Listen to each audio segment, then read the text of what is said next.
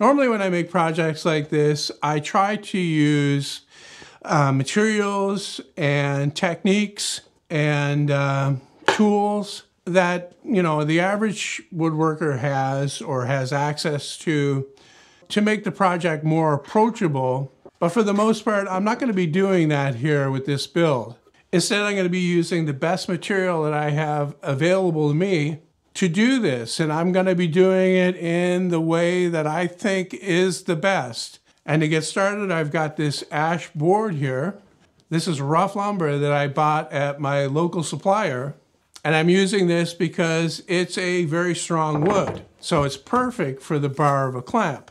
Now the first step is to cut it to rough length here on my miter saw. And I want the final length of these bars to be 37 inches long. So I'm cutting these off to 40 inches. Next I'm going to bring these pieces to the table saw and I'm going to rip them down to pieces that are a little bit more than 1.5 inches wide.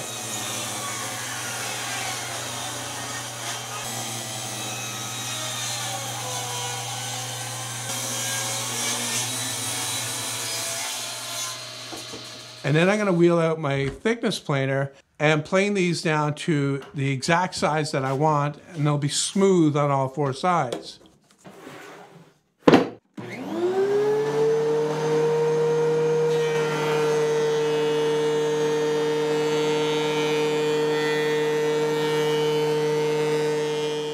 And then with that done, I'm back to the miter station again to trim them to that exact 37 inches long.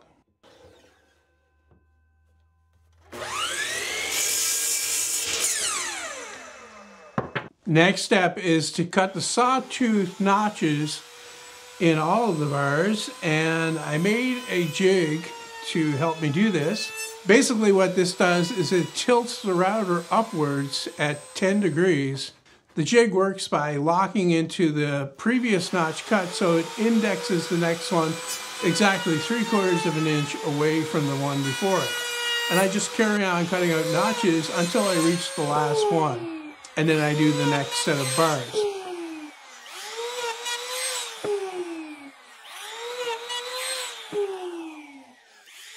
Now that I have all the notches cut, I can turn my attention to making the fixed jaw at the end of the bar. And to do that, and to make the parts for the rest of the clamp, I'm going to be using a different wood. This is cherry, and I'm rough cutting it down to size here on the table saw. And then once again, I'm going to run it through the planer to make it smooth and get it down to the final thickness.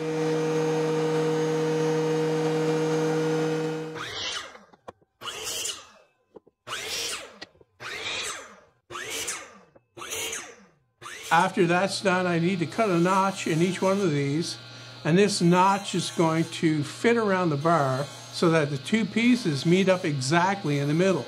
Now I'm using my mini table saw sled to make these cuts, just nibbling the material away.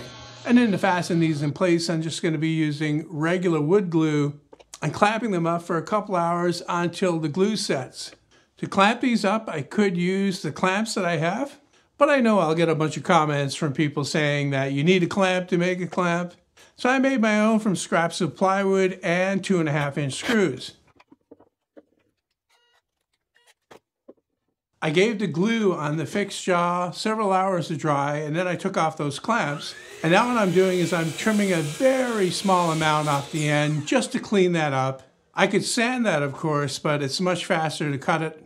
I'm also going to trim off the top of the fixed jaw to clean that up as well before bringing it over to my workbench and clamping it into my vise so I can work on the inside face of that jaw. And I'm just removing the glue with the chisel first before sanding it with this specially made sanding stick I have here. And this allows me to get it in really tight to the corners and make everything flush and even and free of blemishes.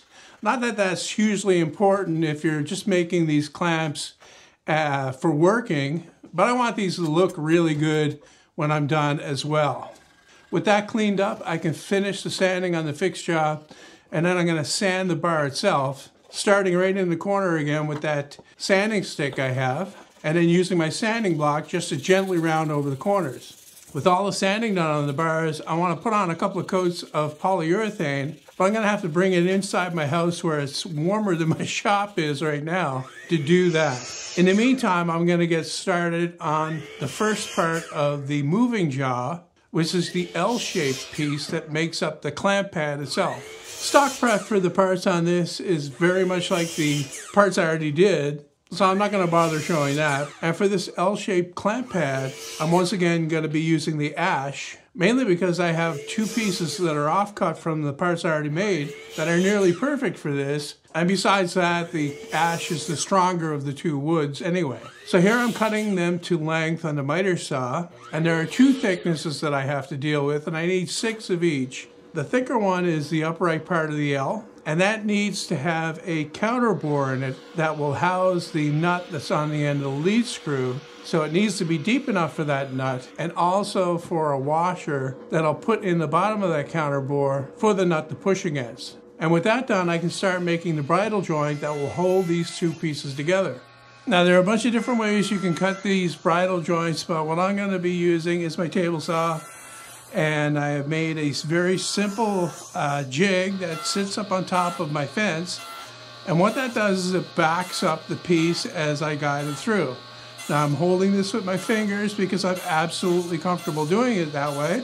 But of course, it could always be clamped on as well. I'm going to cut the mortise in the upright piece first, and then after that I'll cut the matching tenon in the horizontal piece that fits into it. Of course, before getting started on any of the cutting on the real pieces, I did a sample to ensure that my parts fit together properly. I'm going to be using the glue that I depend on most for this kind of a joint, and that's polyurethane construction adhesive. And the reason for that is that I can depend on it filling all of the joint there and making a good bond to the end grain of the pieces. I can't rely on regular wood glue to do that. Also, it has a really long open time, so I don't have to rush. And another thing is, I don't have to clamp this up. It'll set up just fine without a clamp on it. These joints are a nice tight fit anyway, so a clamp won't do very much. I let the parts dry overnight, and now I'm removing the squeeze out over here on the belt sander. I've got a couple more things I need to do with these before they're done. And one of those is to cut a 5-degree angle in there for clearance. And I'm going to do that on the miter saw. I quickly made a jig that holds the parts in place while I make the cut. And then the last thing I need to do with these is just to round over the other end, so it slides along the bar and doesn't catch. The parts that I have to make next are what the lead screw screws into, and it's a little bit of a weird shape. I start off with a blank that is just slightly thicker than the bar itself. And what I'm doing now is I'm making a vertical cut with that same jig I was using before. And the idea is to remove the corner of this block. So the next cut will be with the mini table saw sled with the stop block set up. I got one other cutting operation to do on these blocks before they're finished. But what I'm going to do before I do that is drill the counter bore for the T-nut so it sits in there flush, and then drill the through hole for the lead screw to go right through this block. And then with that out of the way, to make this final cut, once again I'm using the mini table saw sled to do this, except this time I'm just nibbling away material. This is just a recess for the locking plate that will latch into the bar.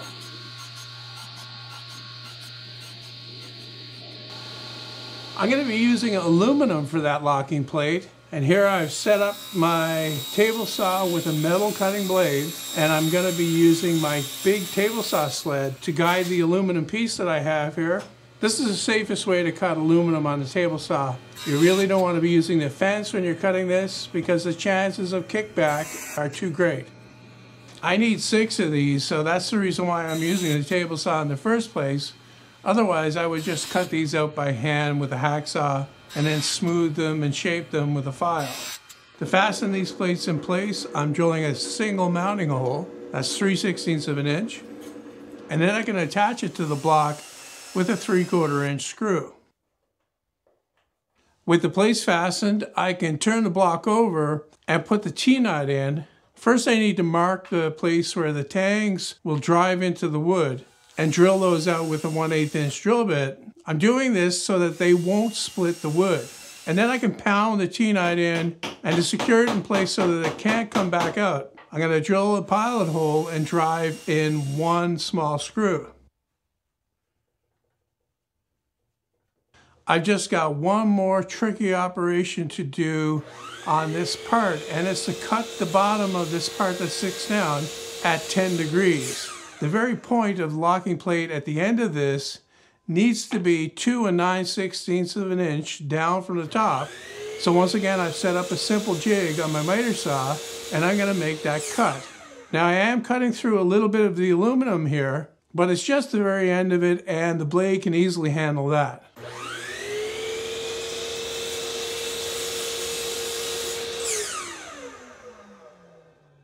I've got one other thing that I want to do with these plates, and this is pretty much optional, and that's to file the end like I'm doing here. And what that does is it takes that really sharp point away, and it fits in those notches better. Remember, the sawtooth notches were cut with just a regular straight cutting bit on the router, so that results in a 90-degree angle there. And by filing the plate like I'm doing here, it'll match that angle better. And with that done, I can try it on the bar along with the clamp pad to see how well they fit. Ideally, there should be a space where the arrow's pointing here so that the clamp pad has room to move back and forth freely. The next part to make is the wooden spring, and I'm going to be using a different wood for this. I'm using maple. I think it's more durable than the cherry, and it's not as stiff and brittle as the ash. So anyway, I'm cutting this to 1/8 of an inch thick, and then I'm going to sand it smooth on the belt sander before cutting it to the correct width.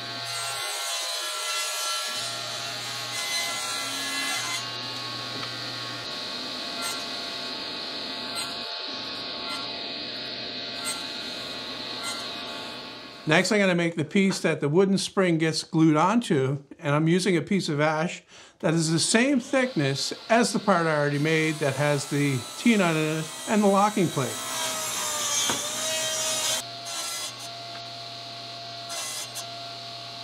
And then I need to cut a bevel in it for clearance, and I've made a simple jig to do that on the table saw, very much like my shim cutting jig. Of course, if you're not comfortable with this kind of operation here, you can always do this by hand, by starting out with a chisel to get rid of the bulk, and then finishing up with a hand plane to bring it down to exactly where it needs to be.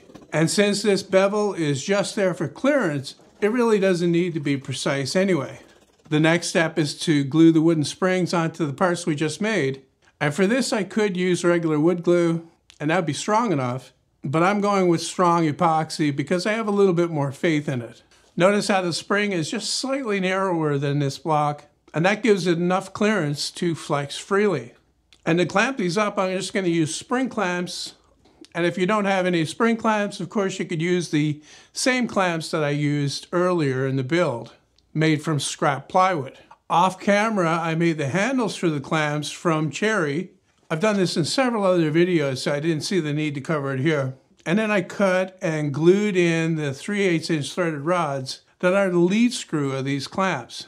And I use polyurethane construction adhesive, but you could use epoxy as well. There's more details about the handles in the website article. I gave the glue overnight to dry on those, and now I'm going to move on to the next step, which is to add the nut to the end of the threaded rod. And once again, I'm going to use epoxy for this. So the sequence is to thread it into the screw block through that T-nut, and then slip on the retaining plate, which I also made off camera. And then I'm going to get some epoxy on the thread and screw on the nut until it's flush on the end. I let the epoxy dry thoroughly on the nuts, and now I'm ready to continue assembly. First thing I'm going to do is put a 3/16 inch washer inside the counterbore that I drilled in the L-shaped piece. And then I'm going to put a little bit of Vaseline on the end of the nut, and that'll lubricate the contact between the end of the lead screw and that washer. The idea is that the lead screw is pushing against that washer when it applies force. And with that done, I can put some glue on the retaining plate and clamp that in place to the L-shaped piece and let that dry. Once again, off camera, I made the parts that will be the size of the moving jaw. And I cut these from a piece of cherry, and I planed them down to just a bit more than 1/4 inch thick. And these get glued to the screw block on the top and the spring block on the bottom. Now, there are a number of different ways to fasten the sides. What I've decided to do here is to use screws along with the glue. So I drill countersinks in the sides, and I'll line those up on the parts and drill the pilot holes. And then after that, I can get some glue on there. Once again, I'm using polyurethane construction adhesive for this. and I'm staying back from the edge where the L-shaped clamp pad is so that the glue won't squeeze out and glue that part in place. And then all I need to do is drive in the screws. Of course, these parts can be just glued straight on there without any screws, but the screws do have a couple of advantages. First of all, they act as clamps, so you don't have to clamp it up. And if you don't have enough clamps, that's a good thing. And also they may add a little bit of strength to the construction here, and that's never a bad thing. And another thing is that they allow you to check the moving jaw immediately to see how it works. There's only a couple things left to do with these clamps, and then they'll be finished. And the first is to glue on this secondary clamp pad here. And all that does is just makes it a little bit wider. So it's optional. Once again, I'm going to be using polyurethane construction adhesive, and I'm going to use the clamp itself to clamp it in place. And then after the glue dries on that, I can sand the moving jaw and give it a couple of coats of water-based polyurethane, exactly like I did with the bar. If you're interested in making these clamps, there's plans available on my website. There's a link in the description.